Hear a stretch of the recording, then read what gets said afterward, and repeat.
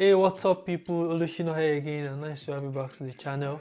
So if you are new to this channel, I do content around Nigerian music reviews, album reviews. So if you're up for that kind of content, please smash the subscribe icon, smash that icon and turn on notifications so you get notified when I put up new videos. So in this video, I'll be reviewing Kizz latest studio project titled King of Love, 17 tracks album, 47 minutes runtime, released on the 26th of June 2020, and 3 old songs that we read before: Jao, Pack and Go, and Fuck You. Kizz is an artist that stays a lot on his comfort zone, and by comfort zone I mean basically like doing the same thing over and over again. If you listen to his albums from the New Era album, which was his first project when he was still under Flyboy Records, to the No Bad songs he released after that, that was his second project, and this, you see a lot of similarities in his sound, because this is something that has worked for him well over the years. And I mean, if I was in his shoes, I wouldn't change this for anything else, because this is what people like. It means if it is doing the kind of numbers it's doing, if it's raking in the kind of attention it is raking in, then I mean, what's the point in changing? He classes himself as someone with no bad songs, and you know, that's easy to understand when you do good things over and over again. And I really think this is a smart decision, really, because people you rank as A-list artists, you know, mostly those top-notch artists we've got in Nigeria nowadays, are trying to have a signature sound. If you look at what Wizkid has been doing over the last couple of years, or maybe 3 years, with his Sandman Volume 1 EP released 2019, which sounded basically the same through across the EP. See what Mr. Easy has been doing over, you know, since he came into the limelight. Look at what Techno does almost all the time. People like Tiwa Savage, and you know, just the artists you would rank as A-list, except maybe Burna Boy, who has been diversified from time. Understanding that the Nigerian music space and the scene is not a place where we ask too many questions, and if not for, say, the past 3 or 4 years, or maybe 5 years, with the amount of diasporic influence we've had on our music, people are now starting to ask questions. People now need more than just vibing to sound, more than just beat. So the Nigerian space is just a place where we want to have fun, we want to club, we want to party, we need music to lift up our spirits, and you know, just songs to make you feel the vibe, feel the rhythm. Kizz understands this very well, and he does that over and over again. He knows this is what he can do to dominate this space, and I don't think there is any doubt about Kizz ability to sing, or to vibe, or to flow, or to, you know, create good music or create good work of art. So you see that beat replicated across 70 to 80% of the album, which sounds basically the same thing. Ada on track 2 sounded like Jumbo, Jumbo, Jumbo, Jumbo, I beg no vex for me, oh. And you know, a few other songs on the project, so it kind of created a nostalgic feeling across this project. So talking about the general mood and the tempo of the project now, if you were to plot a graph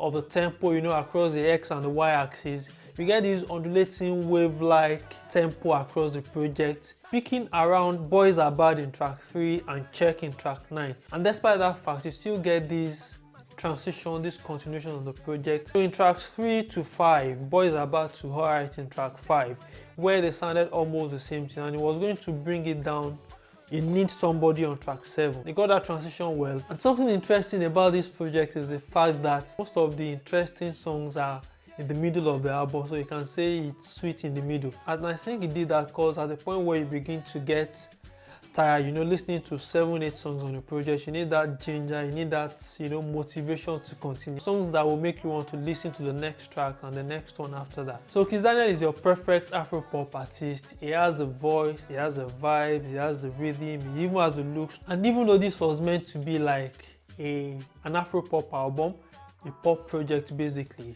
he still tried to switch things around a little bit. He switched lanes and he didn't lead himself astray or crash the project. Some reggae and dancehall on tracks 3, 13 and 16, and even some R&B. So he went full Ajegunle style in Padi on track 14. And one thing that Kizz needs to do going forward is, well, he did some of that on his No Bad Songs project, where he featured a lot of artists, both local and international artists. For the amount of talent that Kizz has and for the recognition he's having, there seems to be a kind of the disproportion between those two things. He's a well-talented, he's very talented, he's someone who can dominate the pop scene, the Afro-pop scene, especially in Nigeria and even in Africa.